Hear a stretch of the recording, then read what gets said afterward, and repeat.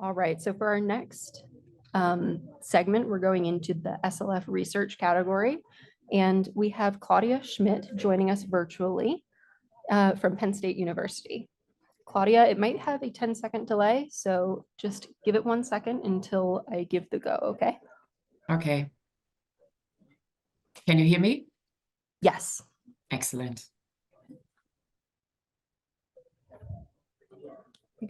All right, we're good to go. Thank you so much, and thank you for letting me present remotely. I have a bad cold, so I'm glad I'm not infecting everyone. So I've been asked to speak on the economic impact of spotted lanternfly for grape growers and wineries, and also to give a short overview of agritourism in the United States. I'm gonna start with our base scenario, the economic study by Harper, Kaim, and Kelsey from Penn State. So these are numbers that still get quoted sometimes, even though it was the best we could do at the time. Research has shown that these numbers are now somewhat outdated. But what they did get right at the time is that grapes are probably the crops that are the most damaged by spotted lanternfly, or that have the biggest economic impact. So these numbers were based on expert opinions, and they used economic multipliers. The worst case scenario is the maximum damage that the experts expected will occur. And it's really interesting to see that the expected and worst case scenarios were not much different for grapes. So we received funding from the Pennsylvania Department of Agriculture to conduct a survey to, to estimate the impact that spotted lanternfly has on grape growers in Pennsylvania and the surrounding region. And we wanted to know what interventions growers use to stop spotted lanternfly. Then with a couple of case studies, we wanted to see how the economic impact can be estimated. And since spotted lanternfly was or is not severe in all places yet, we wanted to know how the industry perceived this as a threat, and also how well prepared growers are, and if they need any additional education to combat spotted lanternfly.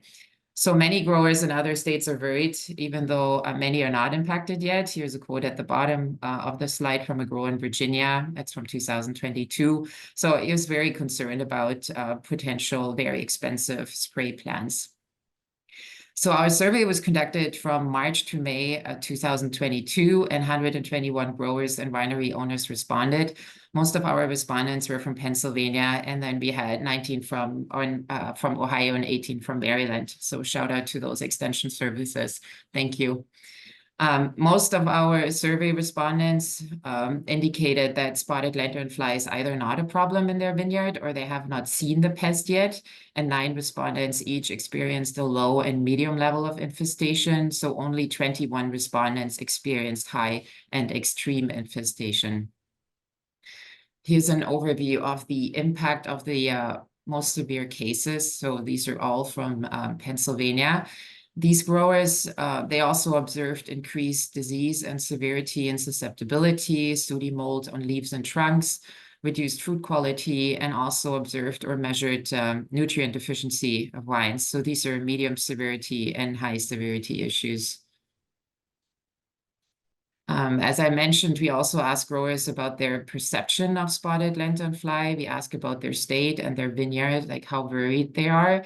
Since most growers did not experience spotted lanternfly at the time of the survey, they were more concerned about what is going on with other growers in their state. So 50% strongly agreed that spotted lanternfly is a threat to grape growers in their state within the next 5 years. Now I want to talk about interventions. So spraying is probably the most utilized option, and growers responded that they apply 2 to 6 additional insecticide applications. And in really infested area, it was even up to 10 times, especially in the beginning when they tried to figure out what to do. And here's a list of the most mentioned pesticides. So the biggest loss for producers are the sprays if their vineyard survives the infestation. Exclusion netting is an intervention that has been researched but is not used by growers. Only 3% said that they use it. It is experimental and it does work with very small areas to cover. So here's an example from a grower that used it on Cap Franc. But it is really hard to work with because you still need to reach the vines. So this is what I hear from growers. We all know that spotted lanternfly likes tree of heaven. So we ask our respondents if they have tree of heaven close to their property or on their property, or if they've cut it down. As you can see, more than half of the respondents still have tree of heaven, either on their property or on an adjacent property. But keep in mind that this also includes a lot of growers that have not seen spotted lanternfly yet. So 13% of growers that answered the survey cut it down. And we also looked at the cost of this. I call it 3 suppliers. Again, this is highly dependent on the number of trees you have. So how can we assess these damage and intervention costs? And I chose the way of case studies since it's really hard to extrapolate findings to an entire industry. And there are also many issues with economic multiplier studies. So the economic damage depends on a variety of factors, the level of infestation, the age of vines. So younger vines appear to be more susceptible, the health of vines, if they're already weakened by existing diseases and pests, the pressures, and then disease pressure and weather, intervention knowledge and availability. So what is available to growers? We know that many products are not available in Ontario, for example, intervention costs and additional disease pressure.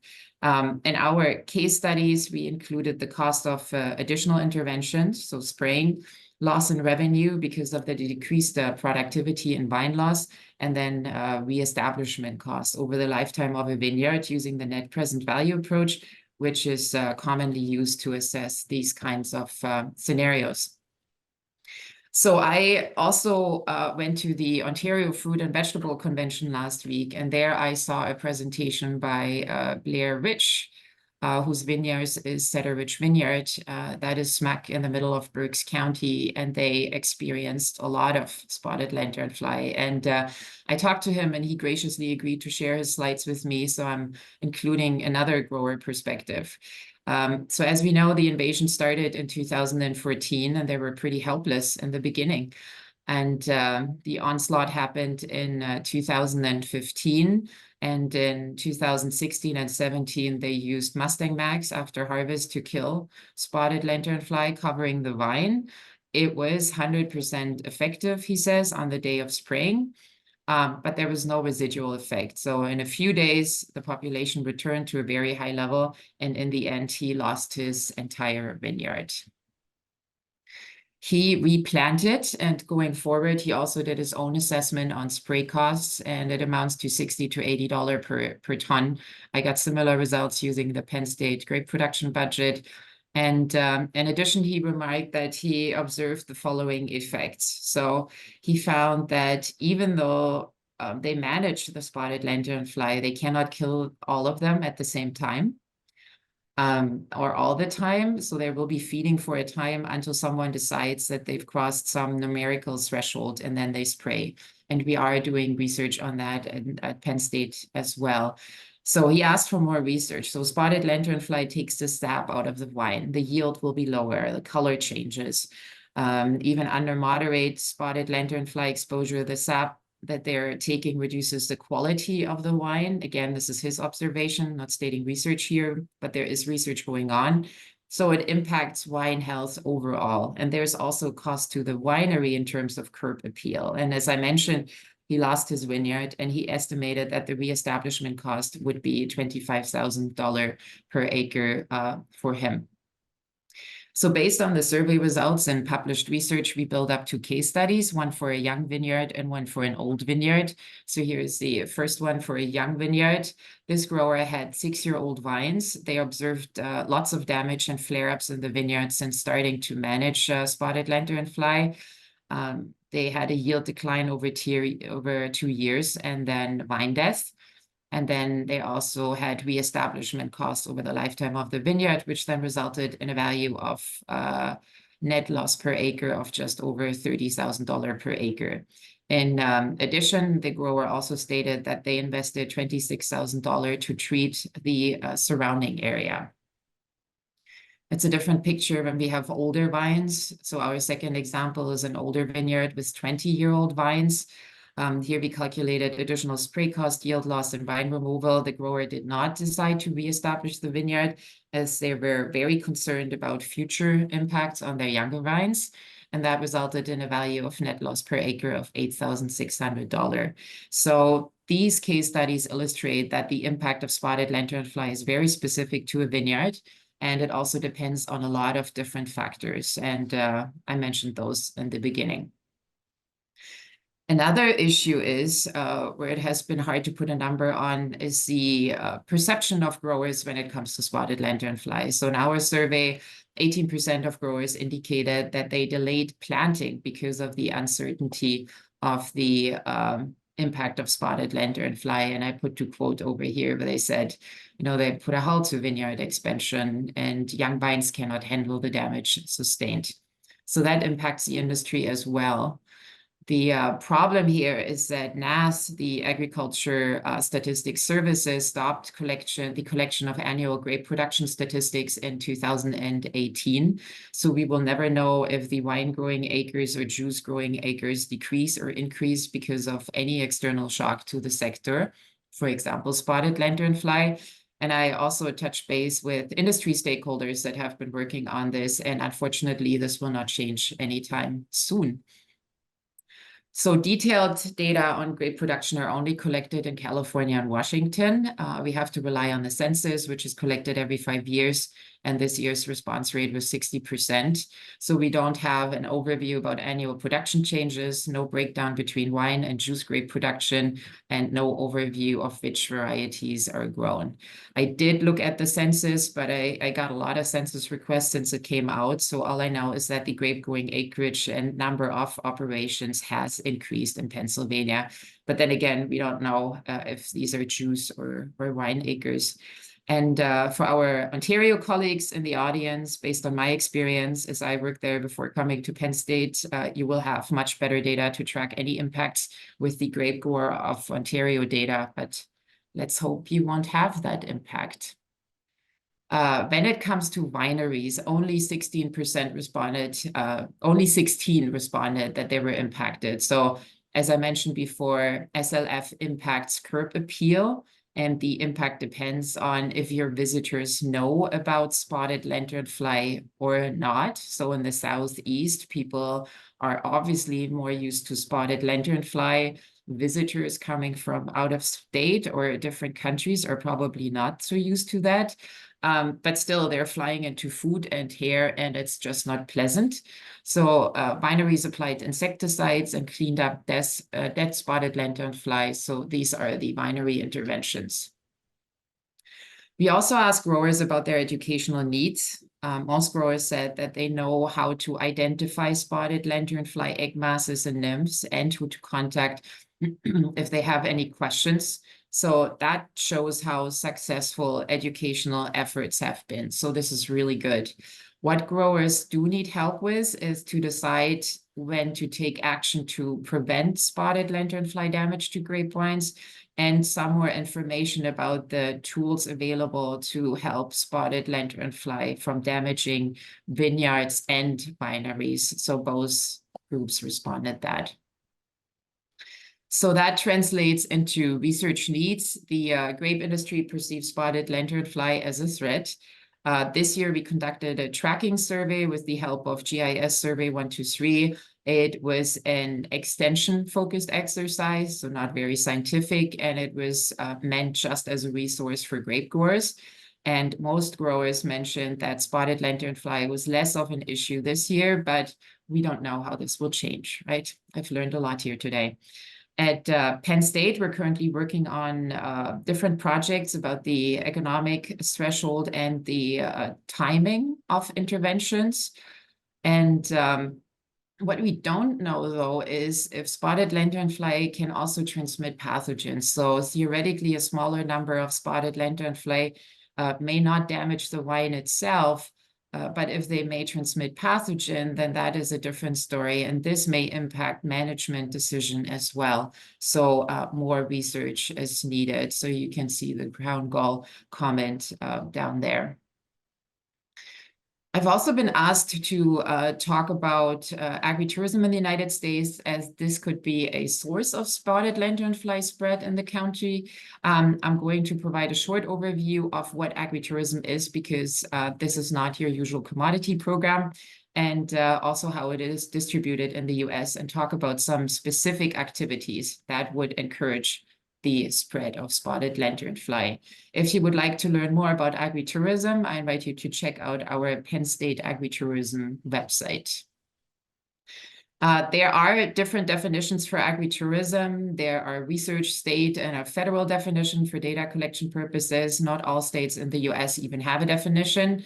So for research purposes, agritourism is divided into 5 categories. You see entertainment, outdoor recreation, hospitality, and education.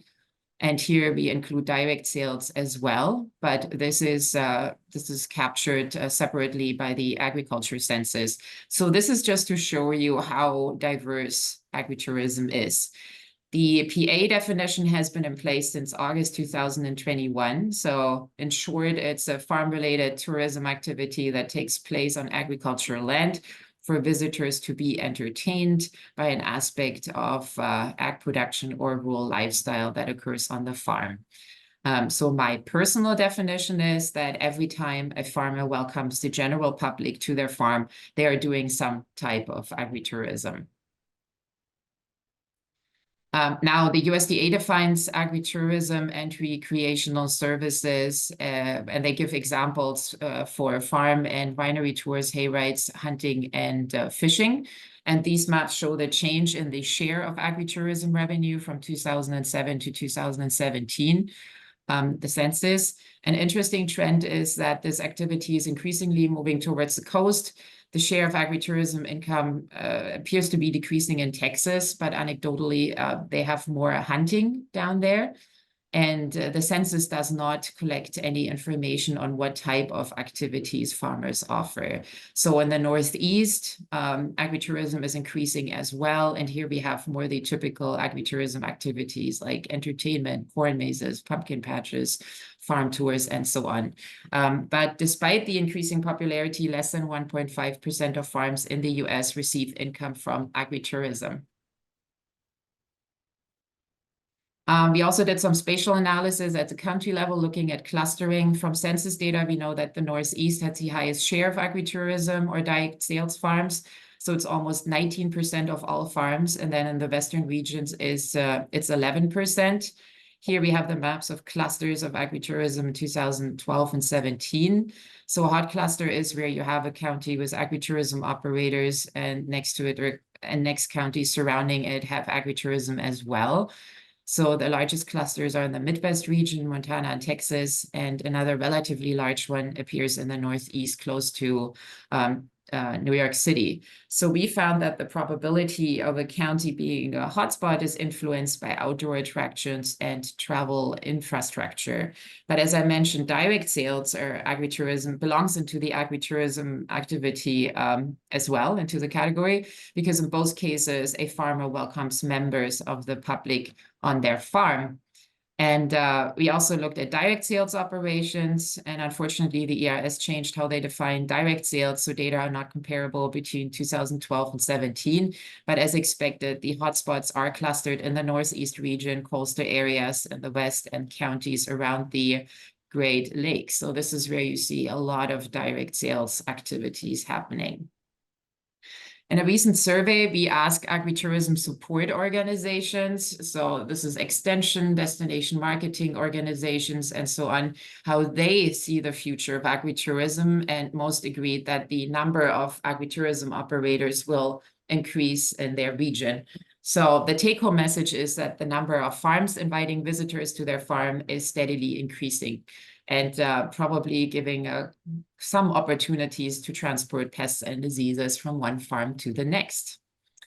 As I mentioned, there are a lot of activities that farmers can offer that fall under agritourism and direct sales. And in my opinion, the following could promote the spread to a certain extent. So we have farm stays, like so-called niche farm stays with RVs, entertainment and events. So thinking about the big sunflower and lavender festivals, and agritourism and craft beverage trails. So one niche farm stay opportunity is the travel with RVs from farm to farm. And there's an online platform called Harvest Host that helps to connect travelers with farmers, and it is very popular. Other opportunities are platforms like hip camps for tents and more permanent structure like yurts. Yeah, so there are just a lot of different platforms out there. Agritourism and craft beverage trails are also becoming more and more popular. One example is the Georgia Passport, where people are encouraged to go from farm to farm and then get prizes. For example, you visit 5 farms, you get a t-shirt. You probably know more about beer and wine trails. They have been around for much longer. So there's a great example in Center County here in PA, where we have the Central PA Tasting Trail, where you also go from winery to brewery and so on, and you get a gift at each stop and you fill up your passport. We mapped the location of craft beverage trails in Pennsylvania, and we have about 20 different trails. And as you can see, most of them are located in the Southeast. If you want to find agritourism and direct sales businesses in Pennsylvania, we have an online farmers market, farm attraction, and agritourism experience map. It's a long name, includes everything. We have that on the Penn State Extension website. So you can see that we have a cluster of activities right in the Southeast as expected. So I'm not singling out agritourism and say it will promote the spread of spotted lanternfly, but as Dana mentioned this morning, outreach and messaging are critical, and this applies to travelers and agritourism visitors as well. So we should increase outreach to agritourism businesses, wineries, and so on. And we have plans to work on this with my colleagues in the Northeast for the upcoming growing season. If you have any questions, please let me know, and thank you for your attention.